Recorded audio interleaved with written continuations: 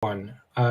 Before we really get started, I'm just going to test to see if people can hear us, as I've had audio problems. And let me just reopen that window just to make sure. Like I said, I've had audio problems with this, so I do apologize, Robert. I'm never quite confident about this. Oh, yep, audio's working. Okay, that's good. But anyways, hello and welcome to the Brothers Kryn. I'm doing a different kind of intro because we have a very, very, very special guest here, Robert from InDeepGeek, one of the biggest and most illustrious channels of this sort, except where Dan and I tend to look backwards at much, much older stuff. Robert tends to look, yes, at Tolkien, but also forward at a lot of what I would term new stuff, such as The Wheel of Time, Game of Thrones, and whatnot. So this is kind of the past meeting the future in a way, if Robert doesn't mind me wording it that way. Not at all. And thank you. Thank you so much for having me on. It's an absolute pleasure being here. And don't worry about the technology at all. I can assure you that I'm the least technical person there is. So the fact that I'm here at all is a wonder that I managed to click on the right buttons. So it's a delight and an honor, and I'm looking forward to it. Oh, the honor's all mine. But anyways, we're going to be discussing a topic that I noticed on Twitter. You had made some comments about Thranduil, and that got me very, very keen to hear you kind of eviscerate him. And because Dan and I did a book club podcast about a year ago, and Dan really tore into Thranduil, and seeing you do the same thing on Twitter at one point made me go, I really want to have this debate with Robert. I want to hear what he has to say and see if I can defend or redeem Thranduil. And if I can't, oh well, at least, we got the chance to talk and exchange ideas about a controversial king of Tolkien's legendary. And I'm saying controversial because I think he's a little controversial, given his role in The Hobbit as almost one of an antagonist. Now, yes, the thing with Thranduil is he was not... Okay, I'll start with the Sylvan Elves and kind of move forward to Thranduil, as there's a bit of a long story, like everything in Tolkien's Legendarium. The Sylvan Elves were originally Nandor elves, who were descended from the Teleri, and they lived near the venture west into Larian, and from there into Mon, and then back, at least in the case of some. Now, in the Second Age, some of the Teleri departed from Lindon and went up into the woodland realms and kind of fused with some of the local elves there and became the Sylvan Elves. At least this is according to my notes. And the thing is, they were led by a survivor of the kingdom of Doriath, which was an earlier elvish kingdom of woodland elves of sorts. And Orather was a king who participated in the War of the Last Alliance, if on a, how do I word it? A slightly less grand scale than Gil-galad. He essentially it was advised to him that he should fight alongside the Noldor and should perhaps bear their armor and weapons and at least heed some advice from Gil-galad. He didn't really want to, so he smartly, I'm using that term loosely, or I should say obtusely, leaped to his death, essentially, against the forces of Mordor, and his son was left to inherit the throne, and that son was Thranduil, the elven king we meet in The Hobbit. And I'm gonna kind of guess that there may have been in universe probably an admiration for Thranduil, who kind of is a bit of a looming figure in the story of the Sylvan Elves, and that Thranduil decided to build himself an underground fort like that of Menegroth, the original capital of the Doriath Elves, many millennia ago. So we have these woodland elves who are descendants of an older kingdom, well, of several kingdoms, and they're basically recreating the old glory of sorts. Before it was lost, as Mark Scheiber rightly points out in the chat. Here, I'll just put this here. To Feanorian meddling, I'm going to be very polite and put it that way, because I'm fond of the Feanorians, mostly because I'm a Macbeth fan. So I like the blood and guts and gore of literature like this. So, and Thranduil, though, didn't exactly forget how Thingol went down, as Thingol was knifed to death in the bowels of his fortress by a group of dwarves who were originally the hired help.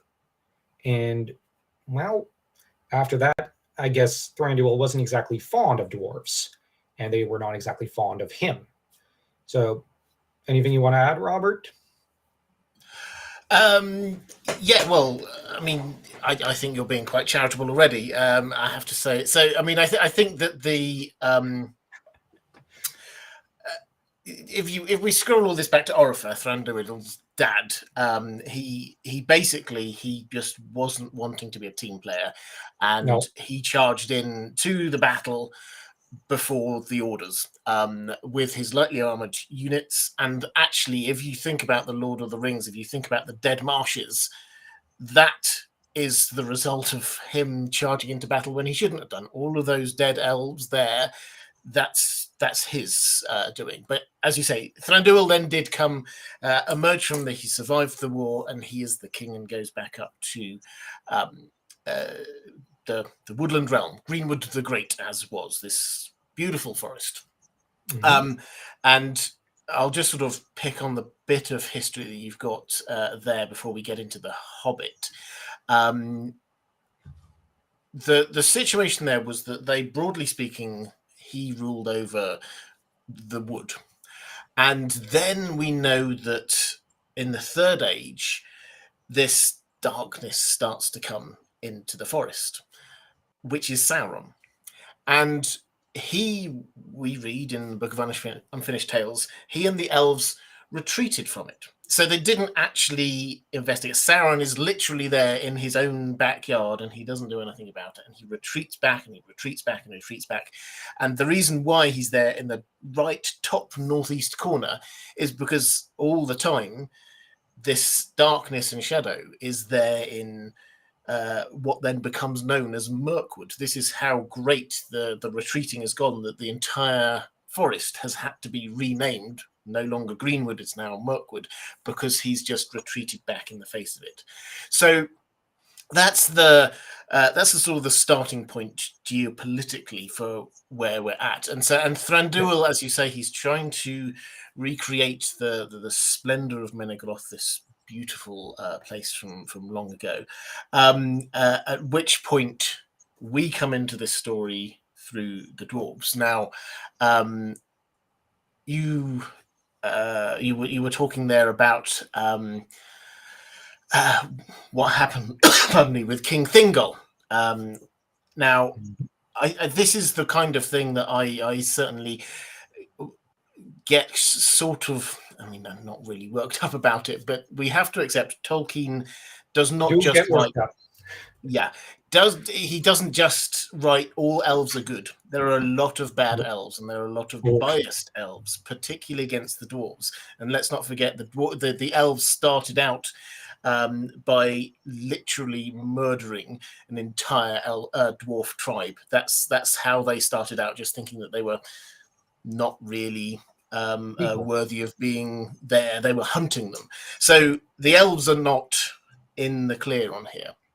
But that incident there with Thingol, where Thingol was indeed slaughtered in Menegroth in his own halls, the dwarves are clearly to blame for that. But this is... there's more conflict, but this was thousands of years earlier. This was like 7,000 years before the time of the Hobbit, and it was a completely different tribe of dwarves again. So my take is that I don't think we can defend Thranduil's treatment of the dwarves in the Hobbit on the grounds that, oh yes, something bad happened to an elf once from some dwarves. It was other dwarves millennia earlier. Yep. And Thranduil, though, you ended up commenting that he was trying to recreate the glory of Menegroth, but even just a bit of the text of the Hobbit shows that it's a bit of a joke. Like, it's a pale shadow to what the glory of Menegroth was, especially when you compare and contrast how Doriath was really the last place of safety to an extent for a lot of the elves and people of Beleriand against the creeping darkness of Morgoth from the north.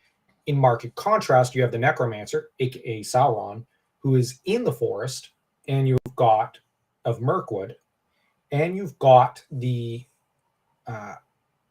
capital of Thranduil right there, well, for a little distance away in the same forest, essentially. And you also have the spiders creeping all over, the children of Shelob, I believe, and they're just making a mess of things in the forest, and that's where there's a huge difference between the two positions, because Thingol was a little more secure in his glory, in his power.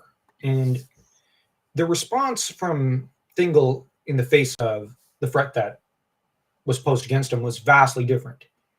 He did have a certain aggressive stance against it, I will say, just because you've got the likes of Turin Turambar and a lot of other elves and captains who venture out and harass the forces of Morgoth, whereas Thranduil is a little more on defense and is a little less inclined to engage.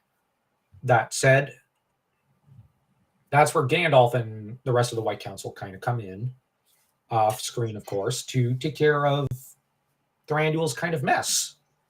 And I'm not entirely going to pin all the blame on Thranduil, but, well, him and Oriford do, as you've pointed out, deserve a bit of credit for the mess they're in, to an extent. And for how things turn out, to an extent, like Thranduil, his treatment of the dwarves is really, how should I put it, is impolite, as my grandmother would have once put it. And he basically responds with a great deal of rage and anger at the sight of them. Well, particularly Thorin, who basically says, we were just hungry, starving, and wanting drink. And he's then raged at and chucked into the clinker. And he's left to rot for a bit until Thranduil gets his mitts on the other dwarves. And then they're chucked into the dungeon. Well, I won't say dungeons, but prison of this great fortress. That said, just noticed that people in the chat are blaming Bloodraven. Sure. When in doubt, blame Bloodraven. And here's a good question, real quick. No, I don't think Thranduil could have won against Sauron on his own. No, I don't think so. But there were options open to him, mostly contacting Gandalf and whatnot. But I'm not sure if he really contacted them. That said, his response to the dwarves, I guess, is where people get a little miffy with Thranduil. I hope you don't mind me wording it that way. And Gloin, actually, in the Council of Elrond, I've got the book somewhere in a pile of books on the floor. Gloin gets a little angry when he hears about how the Sylvan Elves were overkind to Gollum when they weren't exactly polite to the dwarves, so that he points out, you seem to have been kinder to him than you were to us, which, fair enough. But there are a lot of interesting themes I noted down about Thranduil, and one of them is that I think he at least gets a good arc, is that, and this is visible in his description a little, because he's often crowned with leaves, and his name is Vigorous spring, which spring is a time of change, and leaves are symbols of change, according to my notes. And so you got right there, I think, a thematic kind of description of a character who's undergoing a change. You know, like you might go from winter to summer in a way. The coldness of winter, the kind of biting, icy, I don't want to say cruelty, but meanness, I guess you could say, like Ebenezer Scrooge or something, into a kinder, softer individual. And I think that's really his journey, his arc throughout The Hobbit. Yeah, I mean, perhaps I think it was for me. That's more sort of forced on him. I think that the Mark Chisa with the question about whether Thranduil could have won a fight against Sauron with his forces alone. I think I would agree, perhaps not. But what's very clear is that he never even investigated. He never even wondered who this was. What is this force that's going on there? Gandalf a couple of times had to go in himself to go and investigate, and it's very clear that he didn't go to Thranduil and say, "Hey," or maybe he did go to Thranduil, and Thranduil said, "Well, I'm not going to go," and Gandalf had to go himself. So this is, I think, at best, dereliction of duty to sort of just say, "Okay, all I'm going to do in the face of this growing threat in the south is I'm just going to move away from it, and I'm just going to retreat and retreat and retreat." He reacted like Blackadder. What, sorry? He reacted like Blackadder.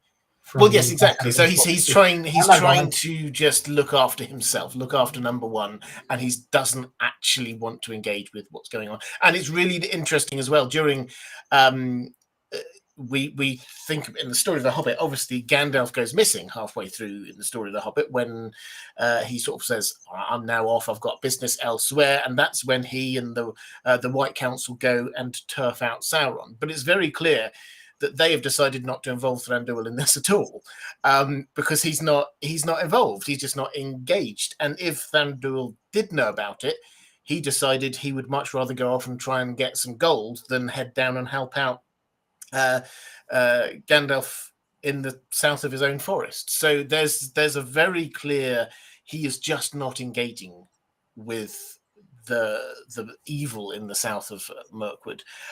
His priorities are a little skewed. They were, and Tolkien does write that if it had a weakness, then this was effectively, it was a weakness for gold, which actually in many ways perhaps makes him quite dwarvish, ironically, given where, you know,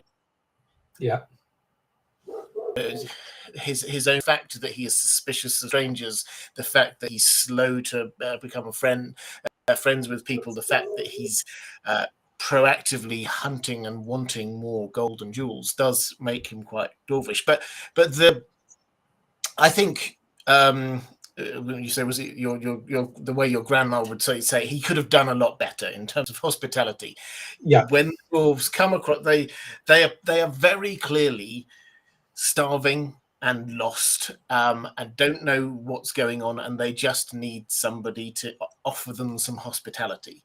And not only does Thranduil not do that, but he actually then imprisons them, and without any kind of real reason.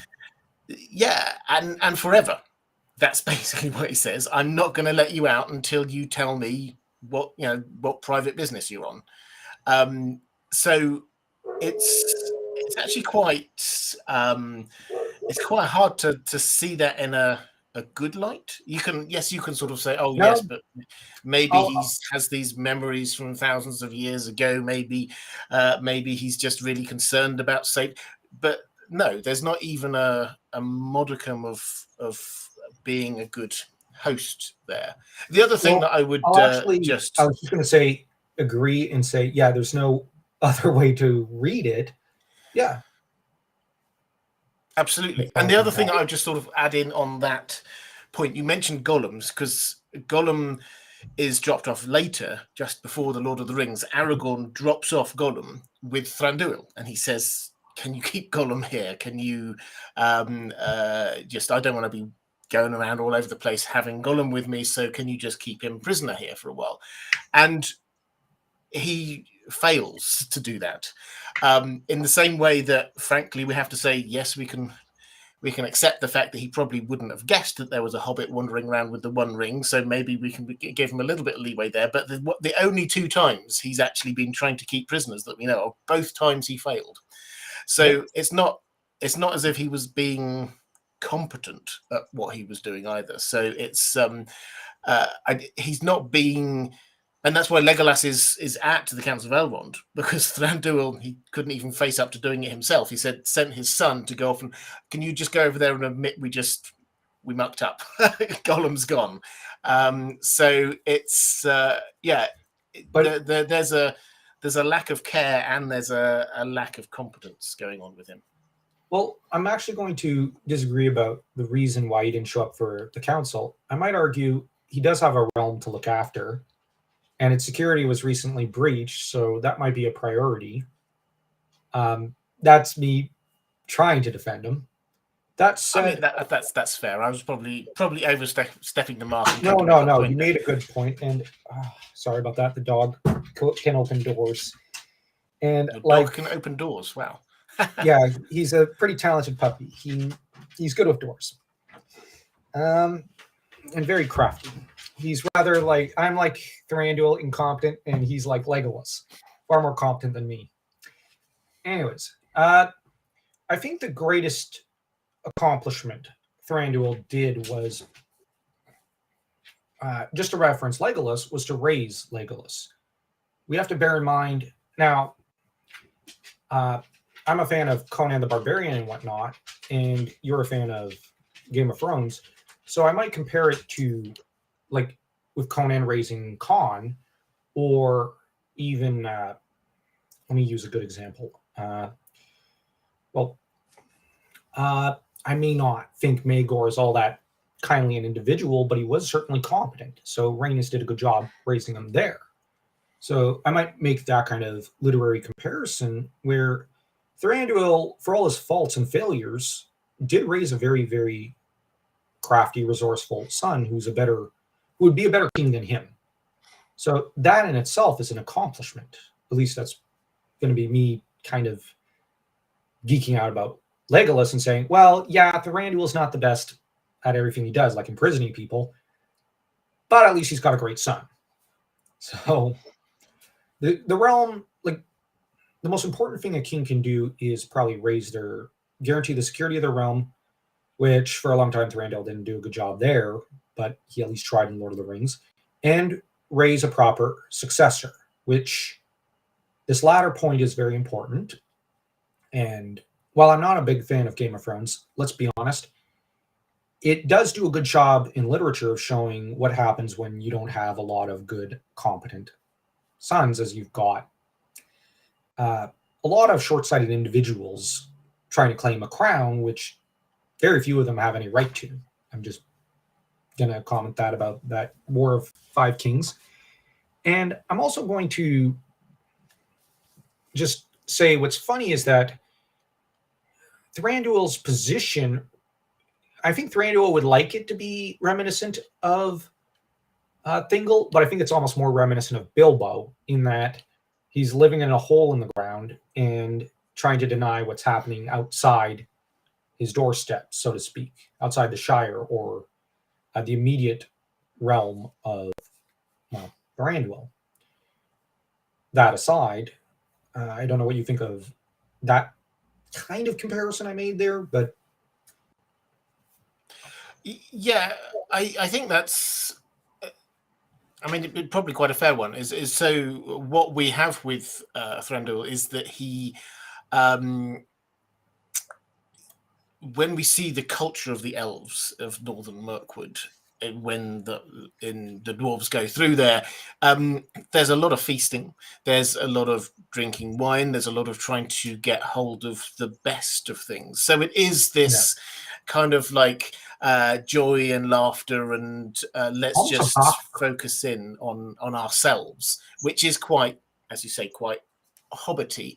But it is combined with this slightly more insular, grasping.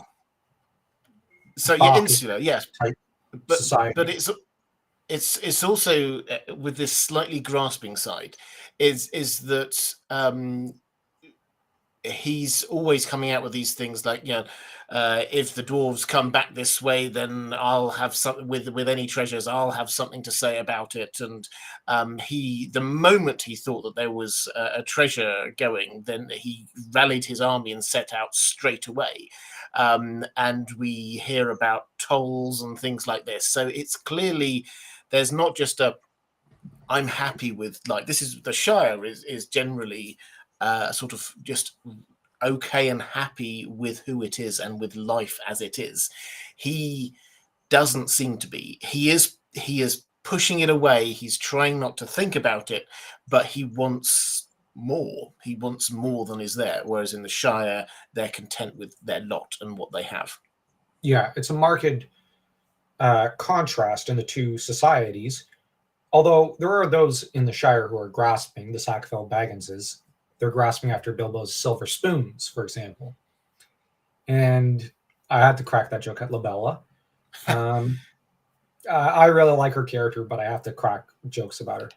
But I think that with Thranduil, he is grasping. And he sets out, but as soon as he hears from those messengers, and especially bards, he, I think, kind of starts to undergo a bit of a change. And where he realizes that there's a bigger world out there, so to speak, like beyond just his little cave, his little hobbit hole, so to speak. And he arrives at Lake Town to find it devastated and the people essentially homeless, with not completely probably, but essentially. And most of them hungry for the treasure because it's the only thing that will kind of save them. And he, at that point, pretty much agrees, okay, I'm not getting the whole thing. I might as well share with Bard and back him up. So he kind of starts to play a second fiddle position to Bard, which I'm actually going to argue that he's not redeemed in that moment, but he's on the road. And this, I would argue, is him starting to show a little humility, which isn't easy for Sylvan elves, except for maybe Legolas. But the thing is, he's on his way from behaving dwarvishly to behaving like a proper elvish monarch should. At least that'd be my reading of the text. I don't know what you think of that viewpoint. He's grasping and greedy, but then, he needs to see the actual suffering of people in order to finally realize there's a bigger world, that there's something beyond his own hunger for gold and emeralds. There is, I think, well, I do wonder, and I every now and then I do these economic analyses of what's going on in places in Middle Earth, which just amuses me, and I hope it amuses some other people. I do wonder whether what was actually happening was that he suddenly realized that his economy was now dependent on gold and imports, because he did have a huge kingdom. And he has, as we've noted, he's been pulling himself back until they are just really in this bit of forest with some caves. Now, the kinds of things that he likes that we know about are nice wines and butter and things like that. And you can't do that in forests and caves. So he has to import it, and in order to do that, he has to be spending money. And so we hear about tolls, but also I think you have to accept the fact that the balance has gone. The money that they could be, or the things that they could be exporting, woodland goods, is now a whole lot more limited because they've got such a small empire now, as such a small kingdom. So I think that he's starting to realize, you know what, that for this to be sustainable, I need more money. I need ways of generating income. So I think that is probably what's underneath this. Although I'll just add to your economic commentary and say he also needs allies. And if Bard is in good standing to gain control of the mountain in that region, and it's from Lake Town that a lot of his imports come from, then he's going to need to stay on good terms with Bard and his people, because otherwise they might just say, well, you know what? We really don't need to sell to you. You're cut off. And at which point, the kingdom might start to be strangled. And that'd be my just adding a commercial kind of bent and the diplomatic side to your Thranduil tax policy analysis. Well, which, I mean, I think I would say then, when you were seeing when Thranduil sort of shifted from trying to get all the gold himself to coming in to try and support Bard, then you saw this as perhaps this is a character shift that's going on within there. Well, I see pragmatism. Yeah, I see pragmatism. I see that he set out with no apparent thought to start with. You know what? I really must go and help my pals there in Lake Town. He set out to get the gold for himself. That's what he was trying to do. It was when he got there that he suddenly realized, you know what? There are still the dwarves are still there. They're not dead. He'd assumed the dwarves were all dead. And Bard and the people of Lake Town, the Bard and the people of Lake Town were there and did have a valid claim. They're on many different grounds. They had a valid claim to some of that gold, not all of it, but some of it. And so I think that he realized, as you say, he did need these people. So he couldn't just go in and try and claim it all and burn his bridges effectively. He had to just go in there and make the best of what he could do, which was try and gain a stronger ally in Bard and maybe get a little bit of the gold out of it after all. So that seems to be it. If he was just wanting to go in and help them, I don't think that he would have taken his whole army with him to start with, because, I just mean, it's not something that he decides on the spot. It's something that gradually comes in. That he at first, he kind of realizes that they might need help, but there is certainly the self-interest. And if one looks at Bard, there is some self-interest there as well. Thranduil commands a better army than him. And so there's right there an alliance. Although the humorous thing is the dwarves are still running around and soon tell them, no, we're not sharing the gold of Smaug and the dwarvish ancestors with you, because that's Thorin getting a bit of dragon sickness, I think it's called, seeping into his spirit.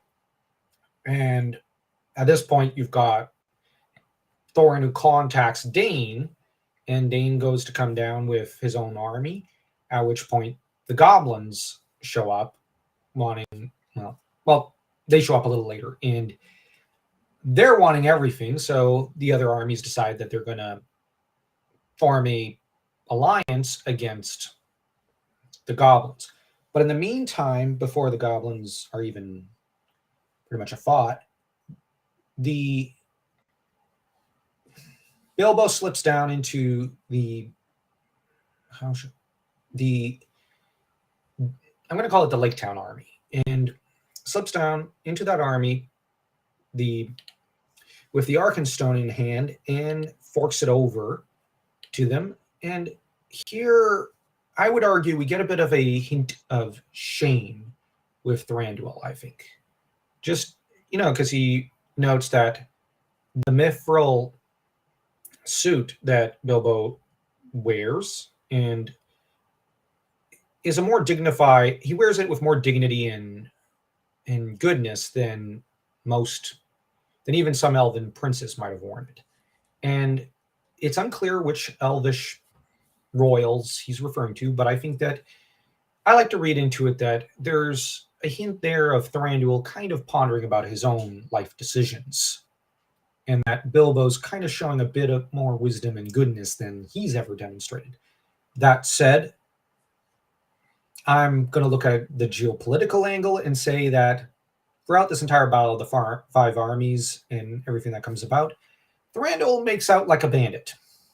He gets his realm back, thanks to the White Council. He gets a better alliance with, well, Lake Town and with, well, we then established, I think, in the Dale, and with the Lonely Mountain. And even gets a kind of ally over in the Shire, so he makes out like a bandit. So on the geopolitical front, there is that.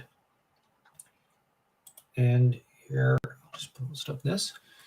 And that has always been one of maybe the great message of the books, totally lost in the movies, that after they fought together, all three realms are on good terms, meant prosperity for decades. Yeah.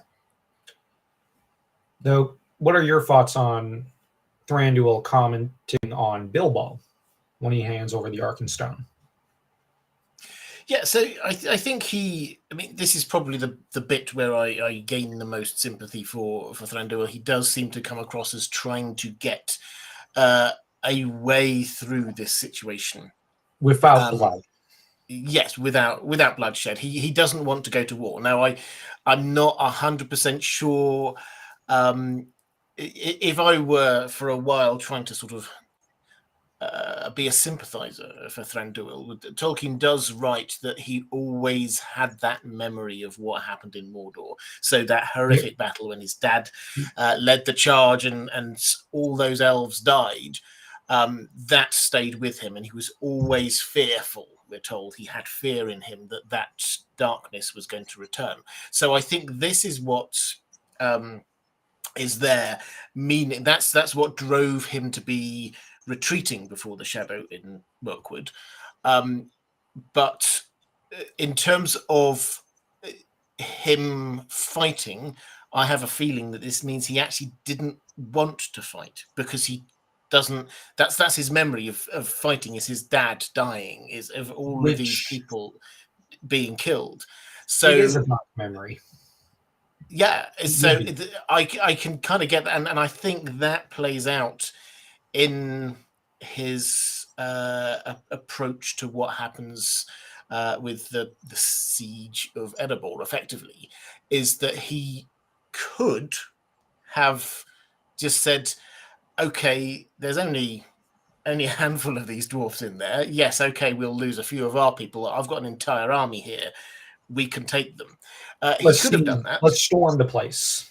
Exactly. He could have done, and he clearly, that thought did not ever really occur to him. He just thought, we'll stay outside here and we'll threaten them. And it's only really when Dine comes exactly that he's then thinking, okay, and the goblins obviously arrive, and it's like war does have to now happen, and there's no other way out of this.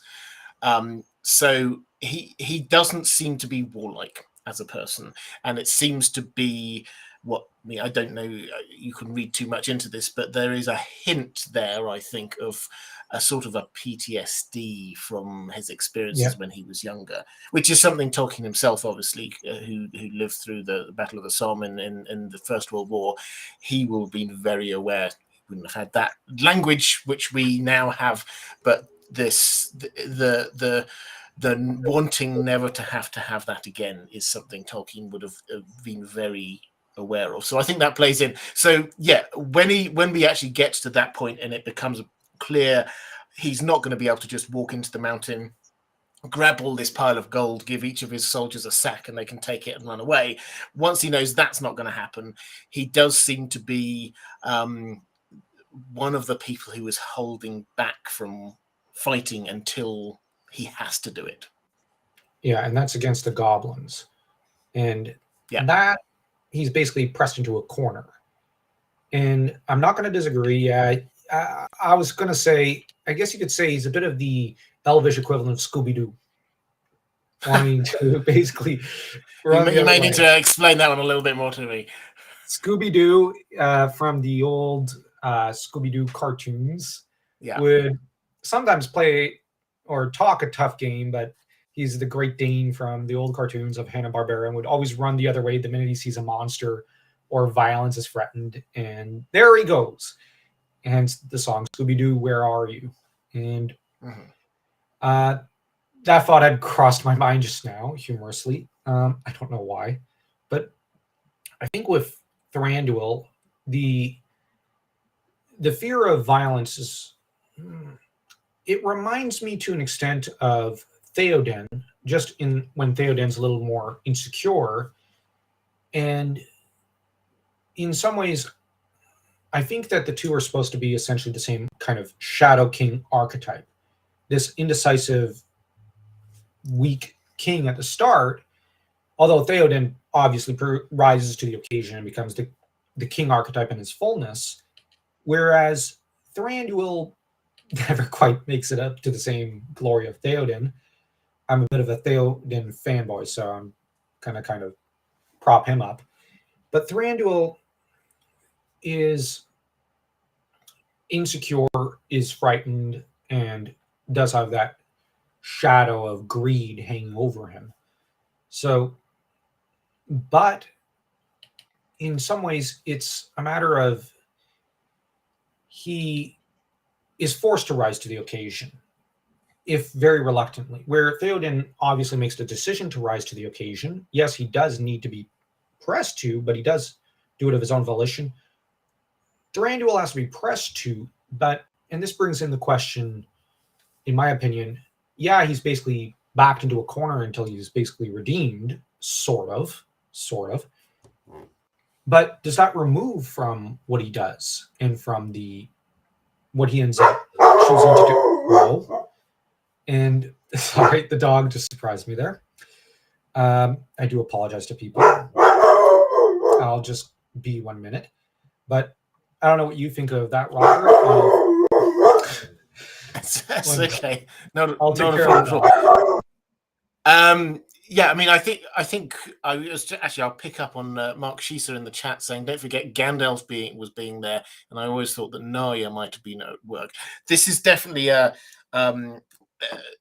kind of thing we can look back on and say, yes, is that very true. So Narya, the elven ring that Gandalf wore, that did have an I've actually got the quote here. This is what Círdan said to Gandalf when he gave it to him, saying, "Take this ring, master, for your labors will be heavy, but it will support you in the weariness that you have taken upon yourself. For this is the ring of fire, and with it you may rekindle hearts in a world that grows chill," which I always think is one of the most beautiful little bits of prose that Tolkien did, rekindling hearts in a world that grows chill.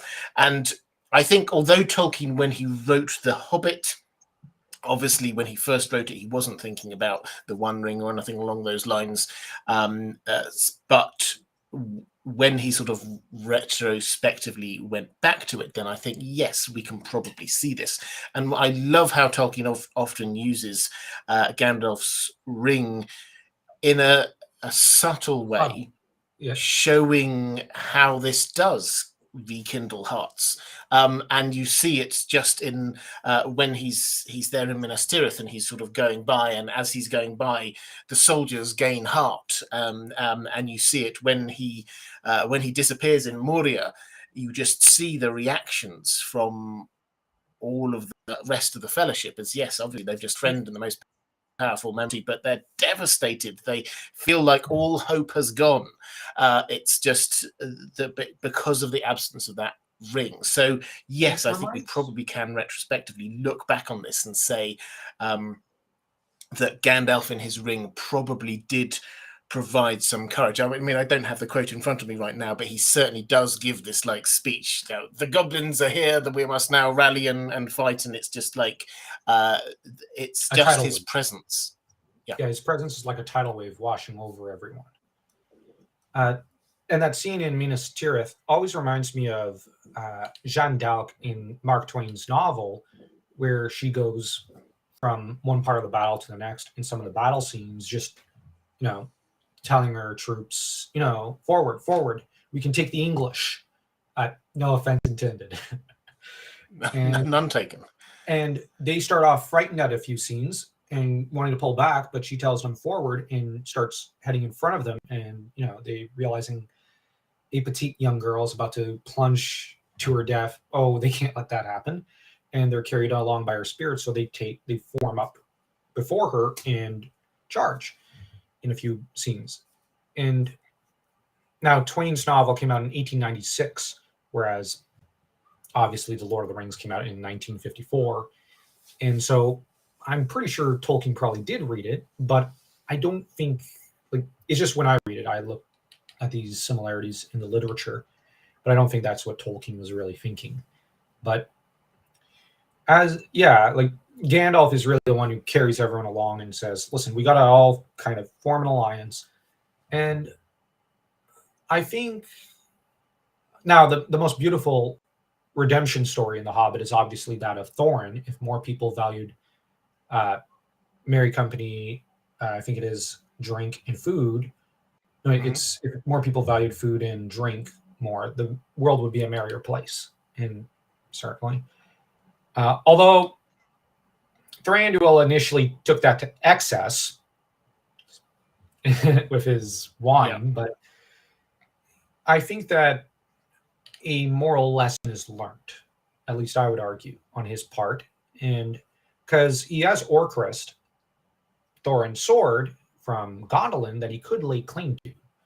I mean, he certainly got his mitts on it. So I think that putting it on the tomb of Thorin is a show of profound respect. And he certainly does end up accepting rather eagerly the emeralds Bilbo offers him. But on the other hand, Orcrist, I think, would be a more valuable prize, given the value in the sword. But he lets go of it. So that's where I'm going to argue there's that redemption there to an extent. There is, yes. I mean, I think this is a low-level redemption. He realized that he wasn't going to get all of this gold that he was hoping for. Then he has a big battle that he wasn't wanting, and he has survived, and he's seen some great courage and brilliance from others there. So I think, yes, that's simply saying, well, he didn't claim this sword, which is, he wasn't from Gondolin, nor was his father. It wasn't. I don't think that he could claim it other than that people of my race made this. Exactly. So I think that's a little bit. That's quite a low bar to get over for him, not saying, well, that dead king, I'm claiming his sword now. I think the fact that he didn't do that is quite a low bar. So he emerges from this. It feels like he emerges in a more sort of pragmatic mode, that he's got allies now. He has got some stuff. He didn't die. So he'll accept that and head back. The one thing I would also just sort of add in this, because it's not mentioned at all, but I think the silence probably speaks quite loudly, is that when he gets back, he will, and I'm sure Gandalf probably said something to him as well, Sauron just been turfed out of South Mirkwood. So he is arriving back to his homeland, and although, yes, there are still some forces of evil there, they will have been exactly. He doesn't seem to do anything then. He just goes, okay, I'm just going to stay in my little place here. He doesn't say, now's the time. Sauron's been kicked out of Mirkwood. Now's the time I can start to try and reclaim this, to try and get rid of all of the evil. He doesn't do that. He seems to just go back to his own little sort of cave system and carry on drinking wine and eating bread slathered in nice butter, as far as I can tell. So it's not. So go on.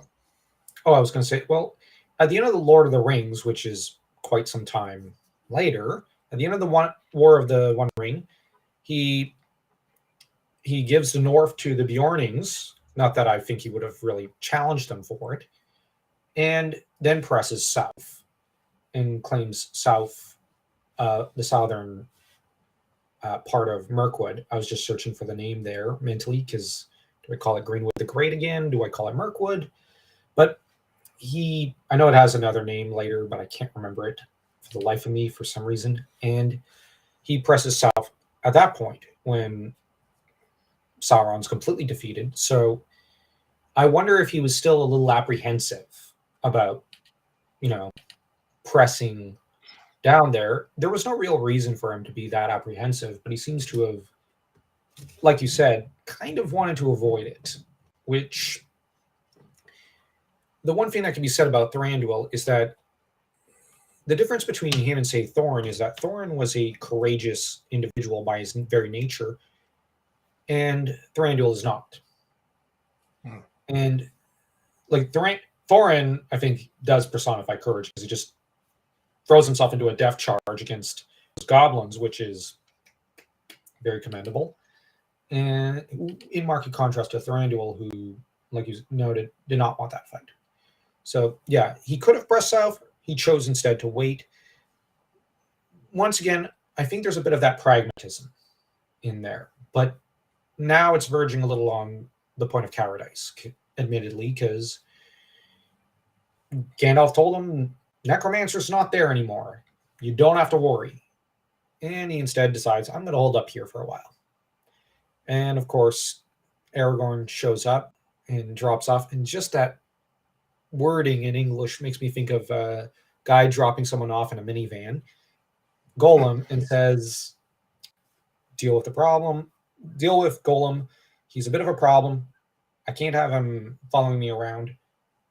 And as we noted already, Thranduil kind of screws that one up. And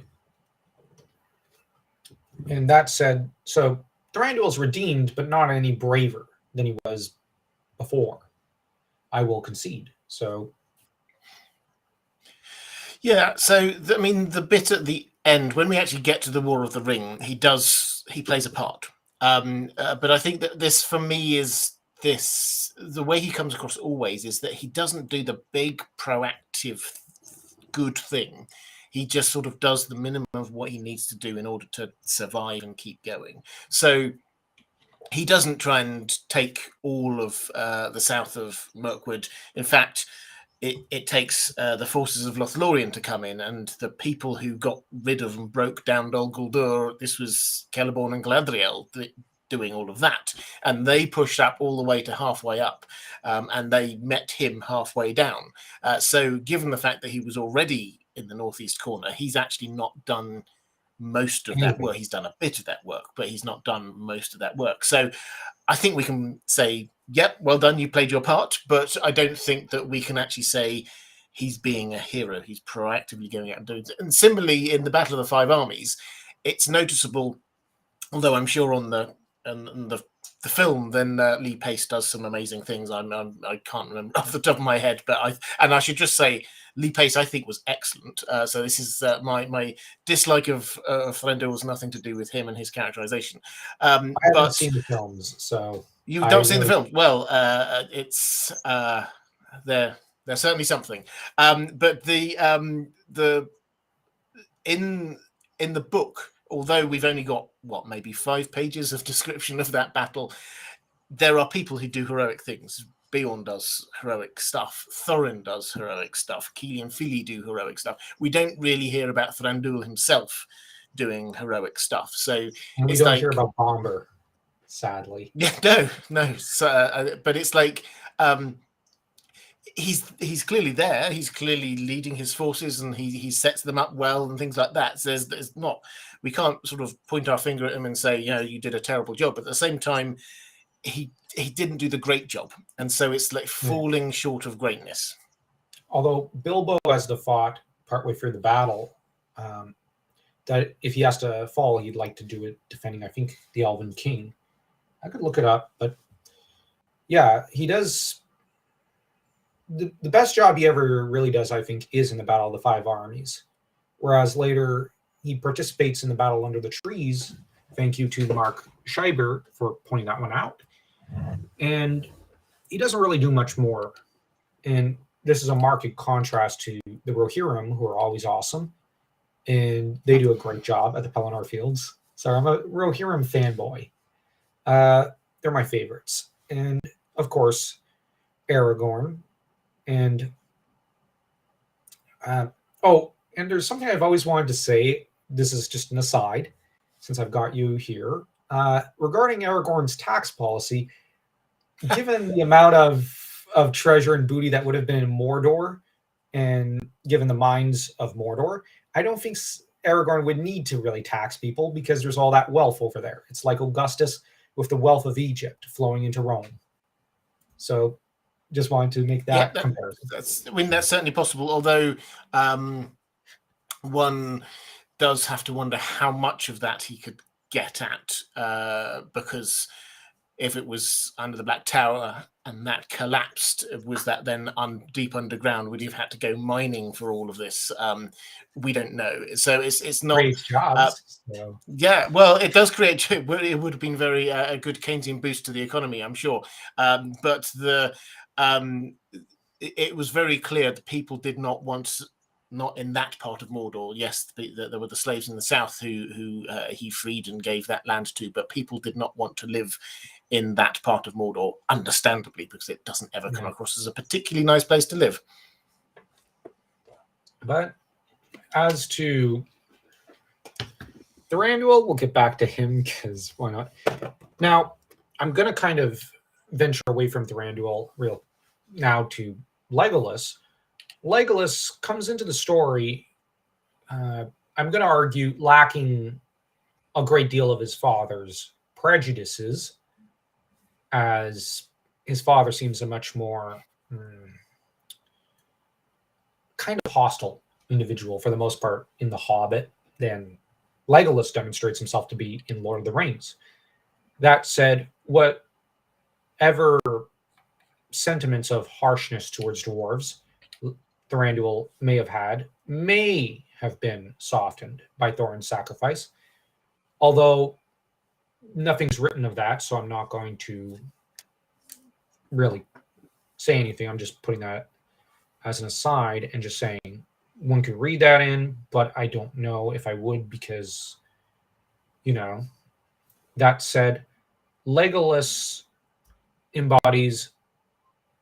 does a better job presenting Sylvan elves than what Daddy would because where Thranduil does have that pragmatic, if slightly nervous side regarding war, Legolas doesn't seem to really share those flaws and proceeds to establish a great friendship with Gimli. Gimli. Oh my gosh, I can't believe I blanked there. And becoming a dwarf friend, which is an interesting title for an elf to have, especially one related to, a descendant of Doriath, considering what happened there. So I'm going to say yes. Back when Thranduil was at his worst, he at least was a decent enough father. And because, you look at the way Legolas presents himself and behaves, he's a much more noble and kind-hearted and even brave individual than his father. So, like I said before, I think that, we can judge him for a lot of things, but in terms of his kingship, he obviously prepared his heir quite well. Mm-hmm. He does. So, and he's, Legolas is a good character, obviously, and he has a greater willingness to face up to and experience things that perhaps he doesn't want or like. And he could have, if he'd been more like his father, he could have turned his back on the Fellowship and said, actually, no, I don't want to do that. You're not my king, Elrond. You can't tell me what to do. I don't want a part of this. I'm just going back. He could have done all that, and he didn't. So, yeah, I've got a lot of time for Legolas. And he's also quite often one of the most cheery of the Fellowship, it has to be said. He's often there sort of encouraging people as well, which is good. I think a lot of this does come from the fact he does seem to have, if we try and take what we know of Thranduil, as a person and try and sort of put that into what he might therefore have been like as a king, or as a father even, then Legolas didn't have that first-hand experience of war, because he almost certainly wasn't around there during the last alliance. So he didn't have that baggage. And what Thranduil did was he was trying to he was retreating before the shadow, the darkness in Mirkwood, which meant that Legolas will have grown up in this atmosphere of perennial la la la la la. There's nothing going on, nothing bad outside. We're just hunting and feasting and drinking, and eating dandelions or whatever it was that they did there. It was just like he was. So he will have been brought up in a very nice atmosphere, and so that, I think, probably was what carried him through. That he wouldn't. There's almost certainly they wouldn't have come across dwarves or many humans at all. So this was new to him. He might have been sort of old by human standards, but in terms of an elf, then he was still, his life experience, as far as we can tell, was probably limited to a lot of fun times in North Mirkwood. Yeah, he behaves in Lord of the Rings rather quite young. Like, what I mean is, he's very youthful. Like, I don't want to go into, what was it, Moria, he says at one point. And it's like, yeah, well, no one wants to, but in that regard, he expresses almost a much more naive attitude than Thranduil. And I don't know, like with Legolas, I find a lot of his almost idealism and innate goodness very endearing. And I don't know if I'd say, well,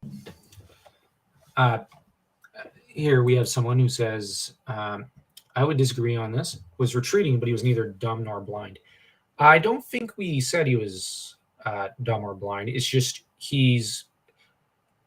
you commented, he's kind of in denial a little, which this, like, one thing I like to do is compare different fantasy universes with each other because it's a little fun exercise. But if you compare it to, say, Ned Stark was kind of I would argue, in denial about the nature of the other kingdoms and how they're all hungering for what each other had, but he raised his children basically with no, like, I would argue Ned was a terrible dad because he wasn't really involved. He just said, well, here's some poems and some great stories, and the kids have no understanding of how to interact with the other kingdoms for the most part, and this leads them into one disaster after another. Whereas Thranduil raised Legolas to have a brain and very sharp, but as you noted, he's the one who encourages a lot of the others. And he does come across as a little sheltered. And in some ways, on my last read through, I remember thinking, and this is going to be my last point before I turn the speaking bear or whatever to you, is that Legolas almost seems younger mentally in some ways. I mean, I don't mean that as an insult. Than say, Gilmy. Why am I having so much of a hard time with and Aragorn? Yeah, and even Mary strikes me as fairly older in a way in terms of personality than Legolas, which, at least on my last read through, I remember thinking, I wonder how he was raised. And you kind of touched on that, and just because, like, he's so much younger and more youthful than those around him. I know there's the whole aging thing, but also in spirit and attitudes, he's not as experienced, it seems, as some of his companions in the Fellowship. Yeah, I think. I mean, I wouldn't disagree. I think that there's a danger always in reading too much into silence. We don't have information about, like, we don't even know exactly when he was born, so we don't know exactly how old he is. We can sort of speculate and work out roughly, but we don't know exactly how old he is. We don't know really much of his life experience before he does set out to go to Rivendell. We're not told it. So we get this. I mean, I know you said you hadn't seen the Hobbit movies, but I'm sure you'll be aware that Legolas was in them. Yep. And this is the kind of thing that we go, well, he probably was there. But we don't. It's not written there, so we just don't know that. And so that's when we're trying to dig into what was going on with Legolas, we kind of have to make a lot of assumptions. And I think what you're saying with his character does seem to back up what we seem to see with Thranduil's character, which is that he wasn't proactively wanting to go out and oppose the evil in the south. He wasn't wanting to go to war. He was definitely very much focused on life and love and laughter and feasting, and that will be the environment for the majority, at least, of the time that Legolas was growing up, that he was growing up in. So that has to have an impact on a person, anyone, even an elf. If you or I grew up in a situation where all that happened was lots of feasts and discussions about what wine we should be importing from where, and let's go off on a hunt, then that would probably impact on our personality as we grew up as well. So I think, yeah, there's a limit to how far we can go down this route, but I think that yes, there is a sort of a hazy line we can draw between Thranduil's character and what that means for Legolas's character. One thing that I did come across, actually, which was I'm doing a video. I think it's probably going to come out on Monday. Always try to do spoilers for our videos I've got coming out, which was, why did so many elves not go to Valinor? It's just one of those things that, you know, I've always sort of wondered in the back of my head. So I thought I'll just do a little bit more research on that, because, you know, if Valinor's so amazing, why don't they just all go there? And when coming to thinking about Legolas, with obviously the sea longing, and he hears the gull, and from that moment on, he can no longer feel relax. I can't remember the exact phrase, but he couldn't under a birch or elm, then he could no longer have peace. He had to eventually be going sailing west. The clear implication is that until this moment, the thought had never crossed his mind. He was happy. He was content where he was. Life is good in Middle-earth. And I think that is at least partly due to his upbringing of where he was, because Thranduil seems to have created a good place. Even the people who were there doing their job, pushing the barrels down and stuff there where Bilbo's getting all of the dwarves in, they actually seem to be, yes, they might be grumbling, but they're grumbling about not being at the feast, or we have to get on and do this so that we can go to the feast. Is that even the plebs at the bottom of the Mirkwood ecosystem, they seem to be having a reasonably good life, despite having to do a bit of work while everyone else is getting drunk. Yeah, and I think that you struck on something that a thought that occurred to me was that for all the faults we kind of see in Thranduil, he must have been at least a decent father to, yeah, like, I'm not trying to harp on constantly on that point, but it's something that always ends up surprising me when I read The Hobbit, then Lord of the Rings, is, you know, like, difference between father and son and attitudes. And yeah, that would breed someone who's very different than the background Thranduil had, and we have someone in the chat commenting on how Galadriel and Celeborn chose to remain hidden.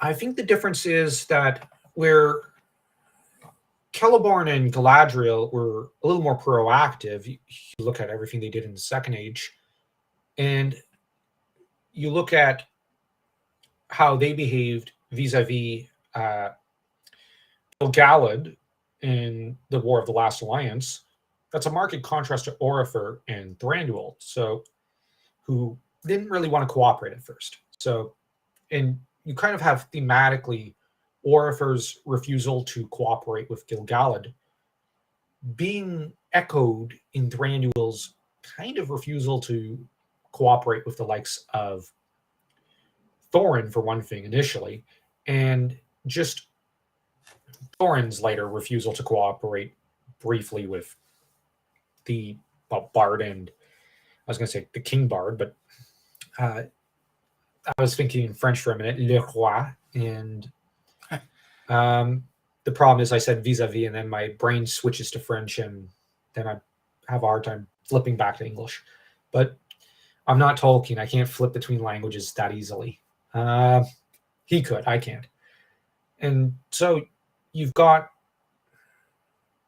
echoes of these characters, but the one that breaks the pattern, I think, is like we noted, Legolas. Although Legolas, and well, it is interesting how smoothly and quickly he pretty much bows to Aragorn and just says, "Okay, you're in charge. I'll listen and do what I'm told." In marked contrast to, well, like I said, you've got Thorin just not wanting to listen to everyone else.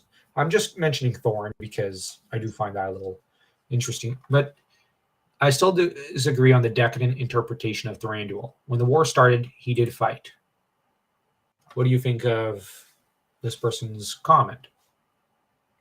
Well, just to pick up very briefly on the Galadriel and Celeborn, I think the key difference is that Thranduil, we're actively told, this is from Unfinished Tales, the Sylvan Elves ruled by Thranduil retreated before it, the shadow, as it spread ever, until at last Thranduil established his realm in the northeast of the forest and delved there a fortress and great halls underground. So that's where that comes from. That's there. And from that moment on, he did not. He retreated before the shadow. He didn't do anything to try and fight it. Whereas we know that Galadriel actively did. She was there when Thranduil was off going to try and grab all of that gold. Galadriel was in the south of his forest kicking out Sauron. So I think that there's a big difference between what's going on there. She did not retreat. She just wanted somewhere to rule. I mean, this is a pride thing on her part. This isn't like saying that she's a great and wonderful person. She wanted to rule, but she was not retreating away from anywhere. She was just wishing to preserve there with the power of her ring. If we had to kind of compare vices here from the Seven Sins, one could accuse Galadriel of pride, but Thranduil, it's more gluttony or greed one could accuse him of, given his comportment in The Hobbit. And one thing I also, now that I'm looking at my notes, I wanted to quickly just kind of, if I can find it, note to you and put before you, Robert, if you don't mind, is that apparently Legolas's name is a little interesting because leg is supposed to mean green, and Legolas, and Gallus would mean leaf, with leaves meaning fertility, spring, resurrection, hope, and green being a symbol of new beginnings, renewal, abundance, eternity, and a lack of experience, but at the same time, envy and jealousy.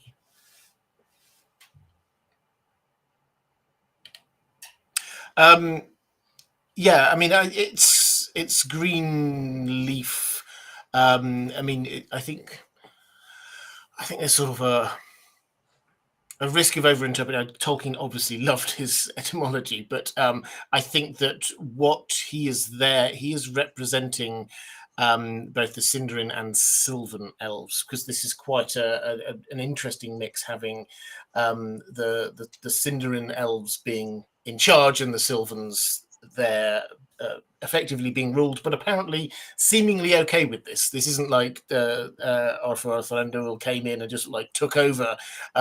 They seem to have been welcomed, but they seem to have been proactively merging themselves. So Legolas, I think somewhere in the book, he does refer to himself as being Sylvan, which is quite interesting given that, well, we don't know about his mother, but certainly his father ethnically was not Sylvan. And so his name being Green Leaf, I think is just showing he is the embodiment of the elves of Greenwood the Great. That is what is going on there. And there's renewal and rebirth and hope born in Legolas there, at least probably in the eyes of the Sylvan elves. I'm just looking at the name there and the meaning. But certainly, as to one question, I'll just quickly look here. How did Galadriel and Celeborn behave in regards to Gil-galad in the War of the Last Alliance? I think they did take their marching orders from him and cooperated with him, because Gil-galad had a really good working relationship with Galadriel and with Elrond. Elrond was, of course, being his herald, and to an extent, I would argue, kind of his heir. Kind of. Because, Elrond got his Ring of Power from Gil-galad, and Gil-galad had kind of, in the Second Age, relied heavily upon Elrond in a lot of ways. So Galadriel, in turn, was mother-in-law to Elrond, so Elrond, Gil-galad, and Galadriel are all kind of tied together. So I can't see there being any conflict between them in the War of the Last Alliance, especially when you have the looming threat of Sauron looming over them. And anything you want to add? I don't think we're told specifically what they did in the War of the Last Alliance. I think that the assumption is that they were involved. Certainly, Celeborn had history of fighting Sauron in the War of the Elves and Sauron earlier in the Second Age. So they were part of the struggle, and as you say, the link across with Elrond is very strong. So although I don't think Tolkien tells us explicitly, in fact, if you go back in Unfinished Tales, Christopher Tolkien famously says, that, and I'm misquoting him, but he does say there is no part in his father's writings that is more complicated and contradictory than the history of Galadriel and Celeborn. So I think certainly when you're looking at Second and Third Ages, so the first half of the Third Age anyway, it's hard to be categorical on exactly what they were doing at any given moment in time. Sure, either. Yeah, you've definitely struck upon a good point. Galadriel, I'm just going to speak from the point of view of a writer here. Essentially, what Tolkien did was he was writing Silmarillion, or parts of what would later become the Silmarillion, wrote The Hobbit, and then wrote Lord of the Rings. And so he has to fit Galadriel, who's essentially in this vast body of literature. He's got to take a character from, at the end of the road and fit her into previous stories. Essentially, it's like if George Lucas wrote Episode 6, and then, he's like, and he had previously made, like, or at least on the side, Episodes 1, 2, and 3, and now he's got to fit, let's say, Chewbacca in there, and he's going, how am I going to do that? And well, I'm just using a rough example there. I don't know if it's a good one, but this is essentially the first time I've heard Galadriel compared to Chewbacca. It has to be said. Well, she has a lot of hair on her head. Chewbacca's got a lot of hair. There's a similarity. But in all seriousness, yeah, like I think Tolkien's biggest problem was writing a story at the end of the saga and having been writing, stuff like the Fall of Gondolin, and he's got to somehow connect them together. And this is where it gets very, very tricky, and this would kind of haunt him for a long, long time. And I don't know if haunt is the right word to use. I do apologize. I'm fairly French, so I'm always trying to make sure I choose the right, correct word to describe something. That's and good enough. Do not worry. Okay, thank you. And Gil-galad had to be inserted too. Oh yeah, I didn't realize that. Yeah. Well, Gil-galad, honestly, I'm very partial to his character, even though he doesn't really on screen appears, except maybe in some of the expanded writings.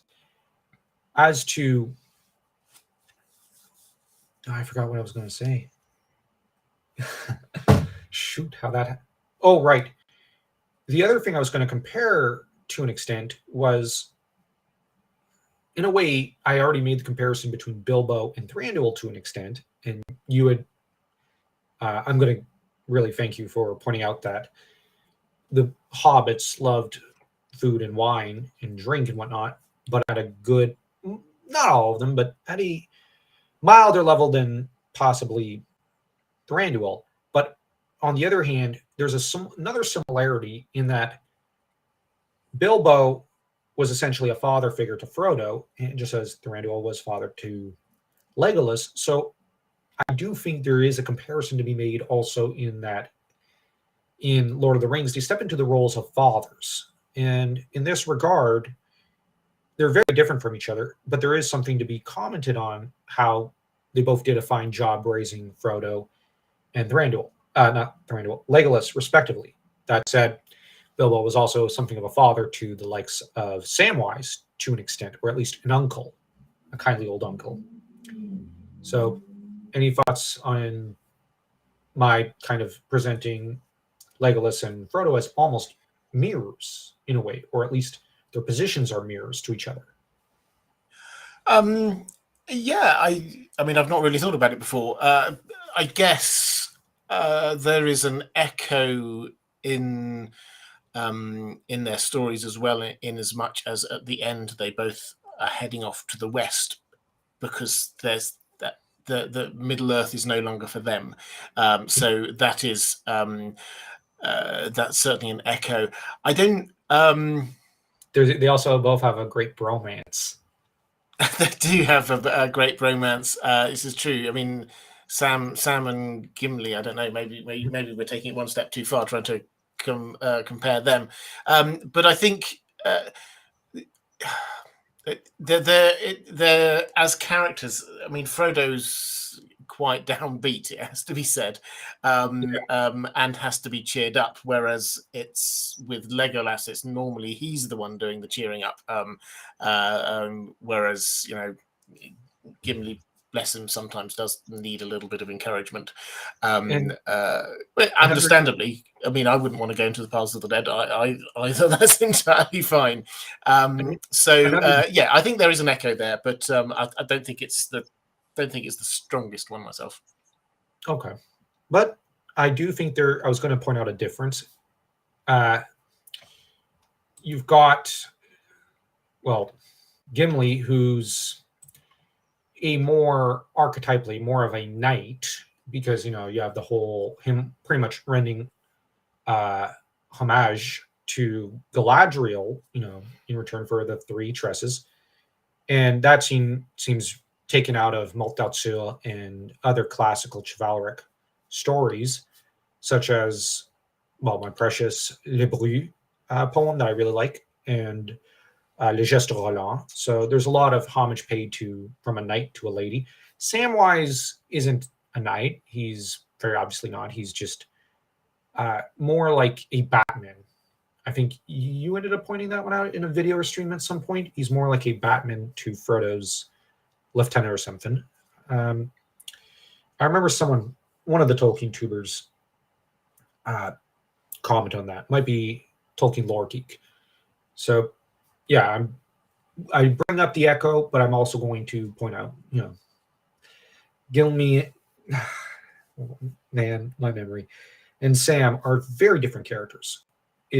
I'm just noting the similarity in Bilbo and Thranduil, although it might be that Tolkien would also want to put a pin in my balloon there and also point out Gloin and Gilmy. So yeah, there's echoes across different characters, but as you point out, they're not the same character, although the journey is similar but different. And then of course I remember earlier someone pointing out in, I think, Tolkien Lore Geek's live stream earlier, which was great, there was Born of Hope, where they ended up putting emphasis, I think it was that movie, on Arathorn and Aragorn. But the thing with a lot of the adaptations is I'm not very familiar with them. So I've barely been able to sit through The Lord of the Rings by Peter Jackson. I'm just going to acknowledge that. I've finished listening to the BBC Radio 1 drama, but I don't really pay attention to adaptations. In that regard, I'm going to fully give all my praise to you, Robert, for having enjoyed them and gone through them. But because for me at least, with The Lord of the Rings, I didn't enjoy the movies as a kid, and I didn't enjoy them when I was all grown up.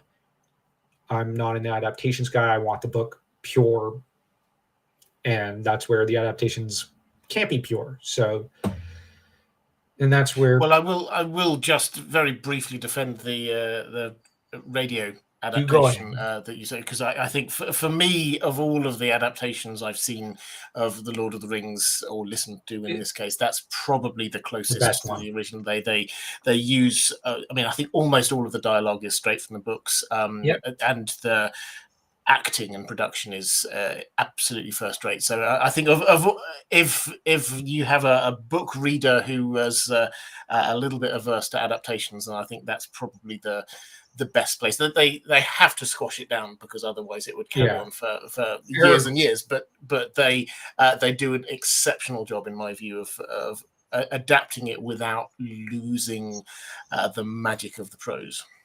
Yeah, and Aragorn's voice actor is perfect in there. Oh yes, absolutely, yes, and you get Ian Holm, of course, who will later appear as Bilbo, is here as Frodo, and there's a wonderful his name. This Bill Nye, who is a great actor, it appears as Sam, and him singing. I retweeted it ages ago because it's wonderful. Him singing Gil-galad was an elven king. That is just a thing of beauty in and of itself, I would say. The only part I didn't like about that adaptation was that they basically skipped over Theoden's poem of sorts. A red day, a sword day, and whatnot. Because that's my favorite part of the Lord of the Rings novel.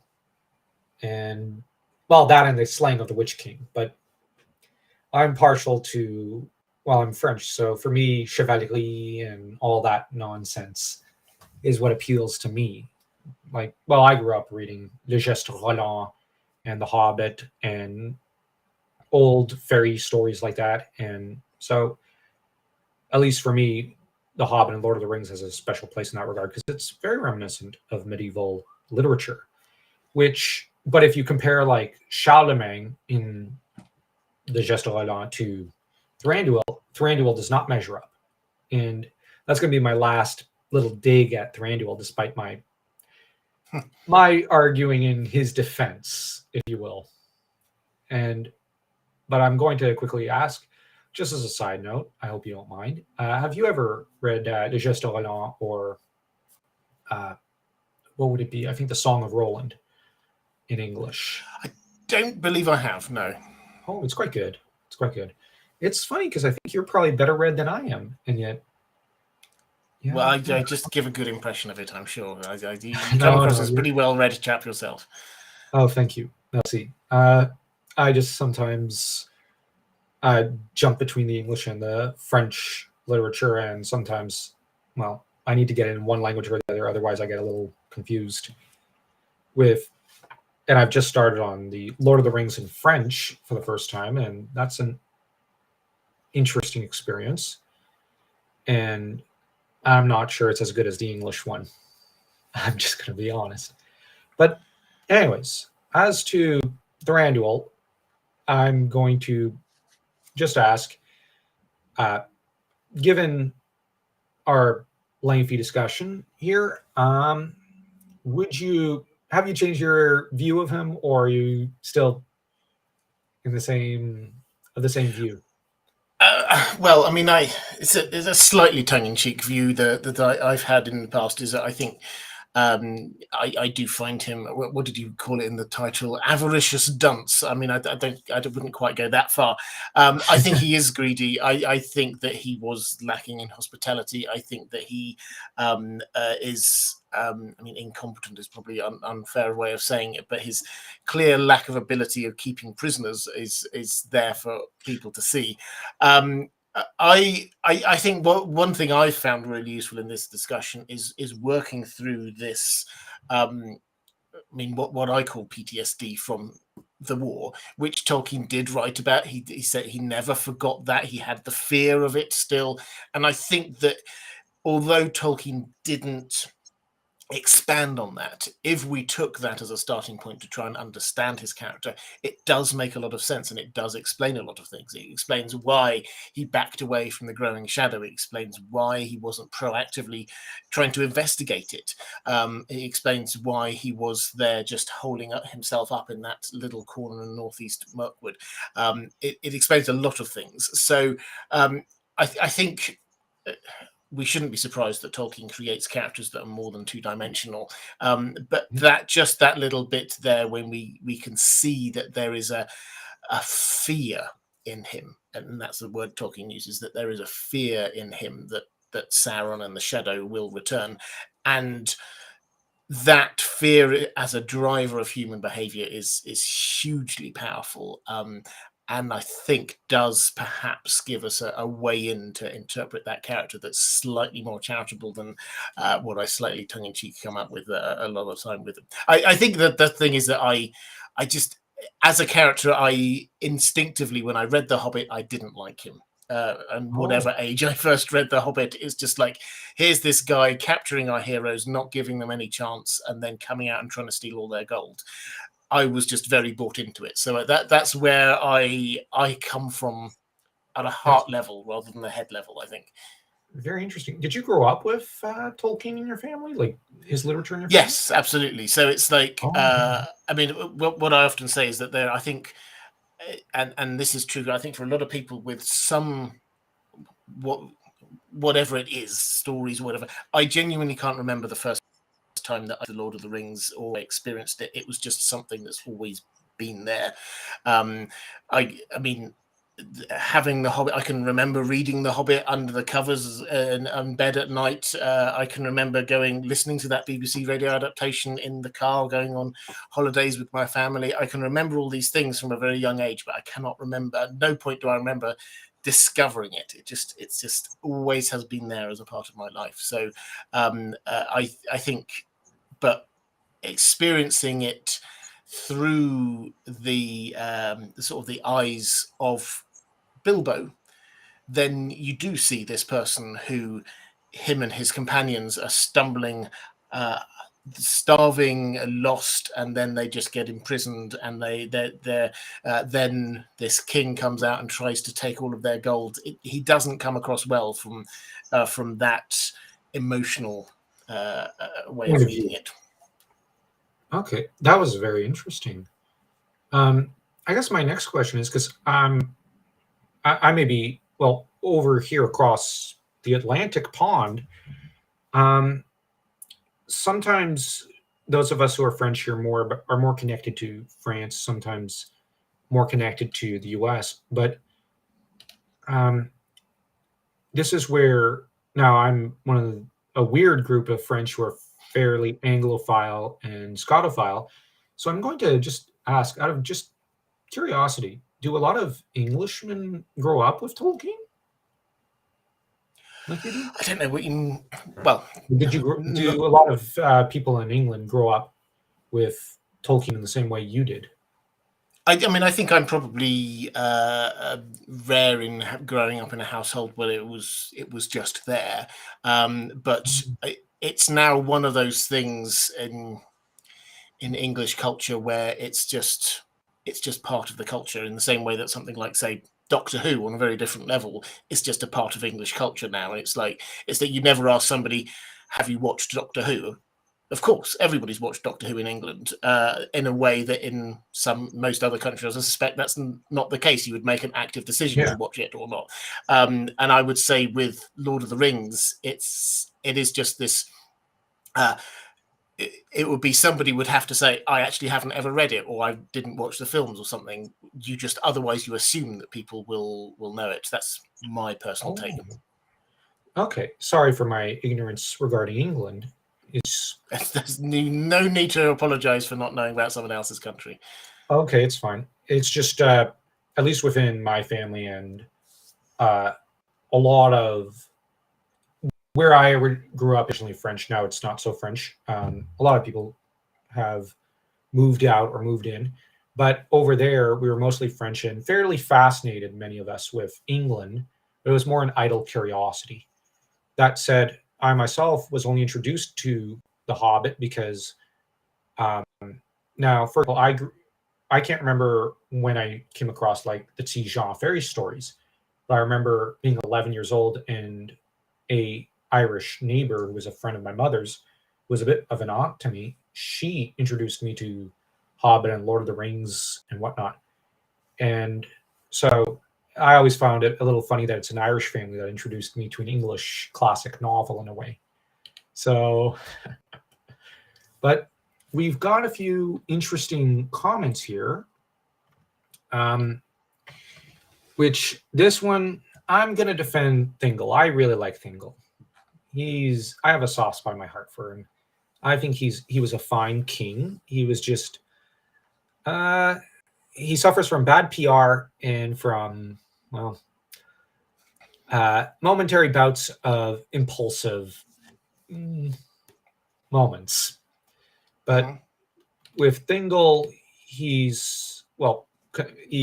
has a bit of snobbery towards Beren, which he ought not to have, considering his situation with Melian.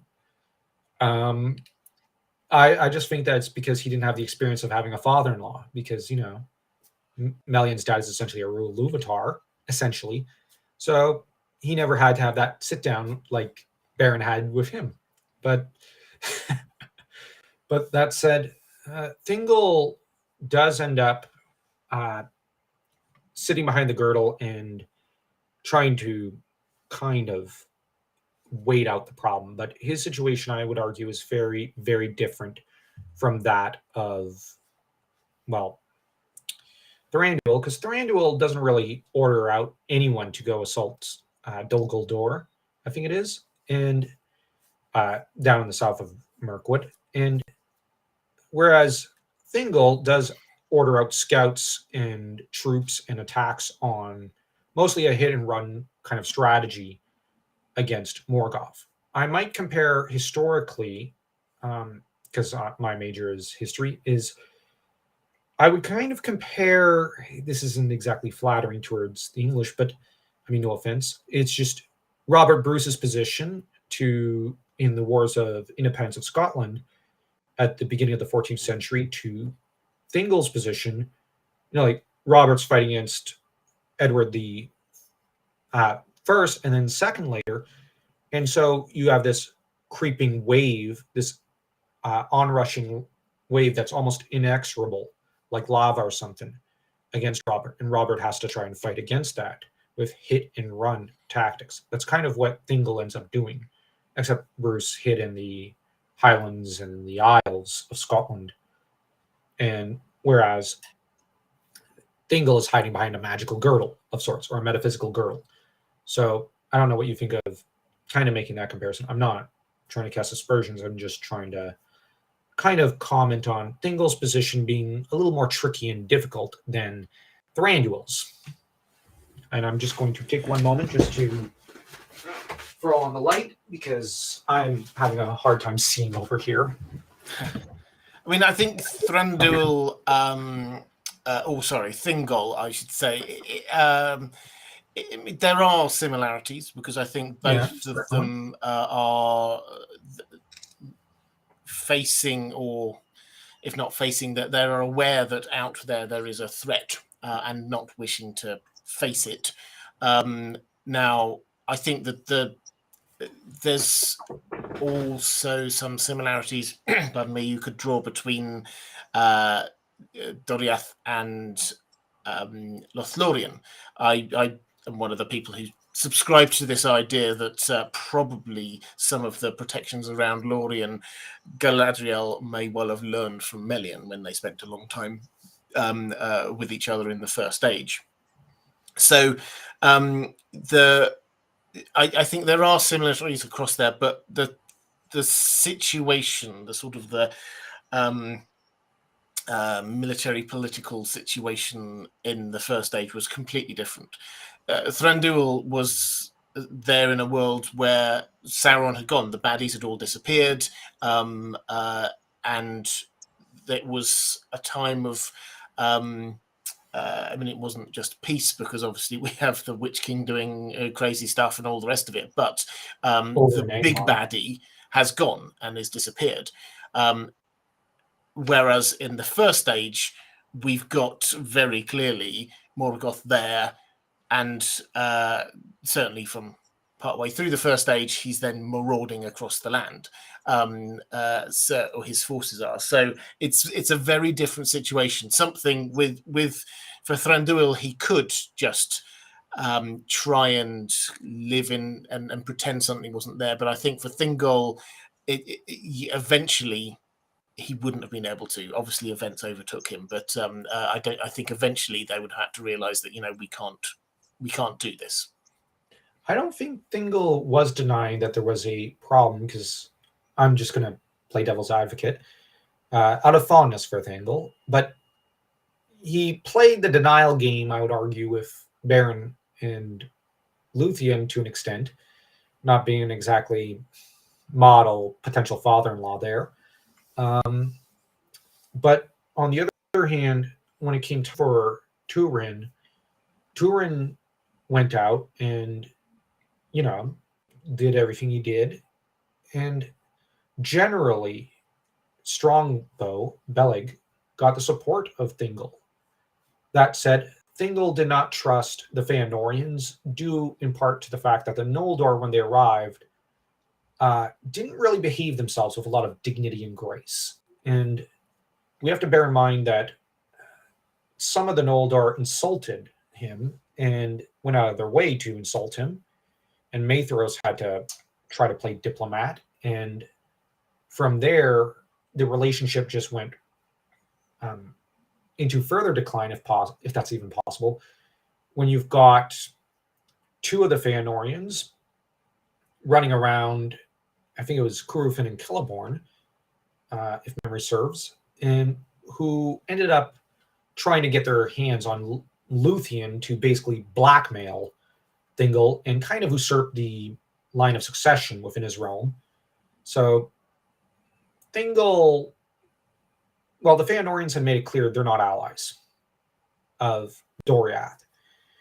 In turn, his main ally was Nargothrond under Finrod Felagund, and later Orodreth.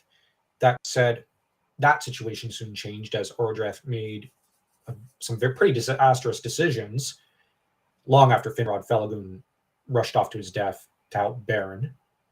And part of the mess in Nargothrond at the start of Orodreth's reign and at the end of Finrod's was caused by some Feanorians. So I'm just going to kind of defend Thingol and say he was kind of working against Morgoth.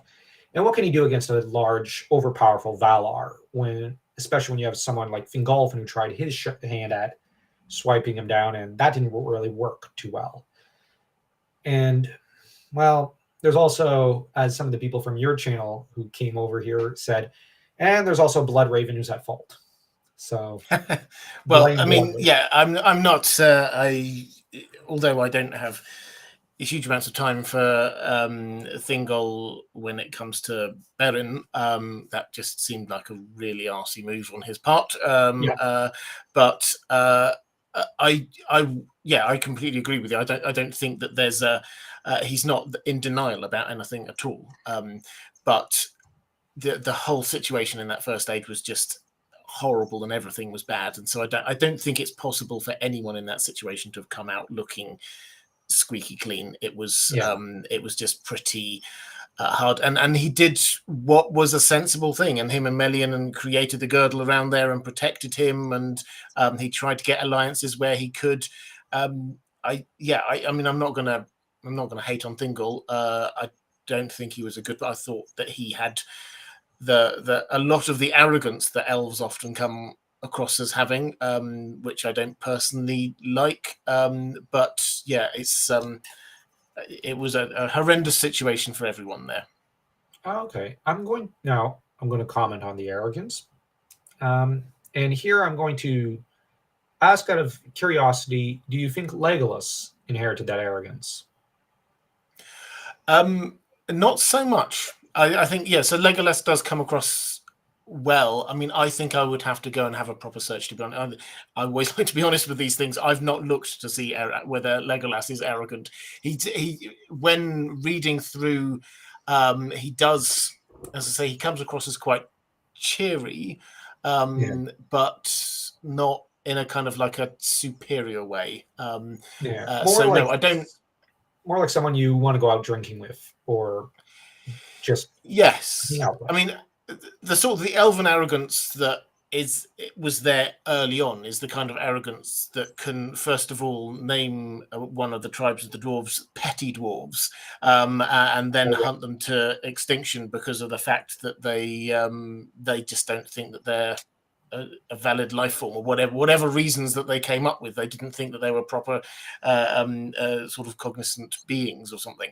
That's the kind of, and then if you look at the names that they came up for humans, they're really quite, they look down on them. And